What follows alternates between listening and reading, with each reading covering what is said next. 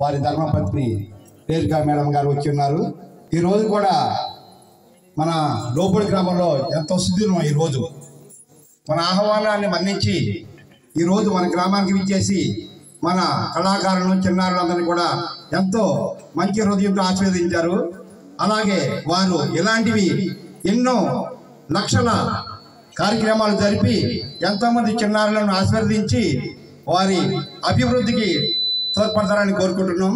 అలాగే దెందులూరు మండలం కొవ్వలి గ్రామస్తులైనటువంటి మన గారపాటి సీతారామాంజనేయ చౌదరి గారు, కాకపోతే వారు ఈరోజు రాలేదు, మాకు కొంచెం బాధగా ఉంది. అయినా మేడం గారు చాలా వచ్చి వారి అమూల్యమైన సందేశాన్ని ఇచ్చారు. వారు ఇంకా ఇలాంటివి ఎన్నో గ్రామాల్లో ఎన్నో సమాజాలు అలాగే కుట్టు మిషన్లో చదువుకునే వాళ్ళకి ఎంతో సహాయం చేసి ఉన్నారు. మరి సమయం మించిపోతున్న పొద్దు నుంచి కూడా వాళ్ళు తిరుగుతూనే ఉన్నారు. అందువలన ఇంకా మాట్లాడేది ఉంది, కానీ సమయాన్ని బట్టి కుదించుకుంటున్నాం. వారు ఇలాంటి కార్యక్రమాలు ఎన్నో ఎన్నో చేయాలని కోరుకుంటున్నాం. భగవంతుడు ఏదో ఒక రూపేణ మనలో కూర్చుంటారు.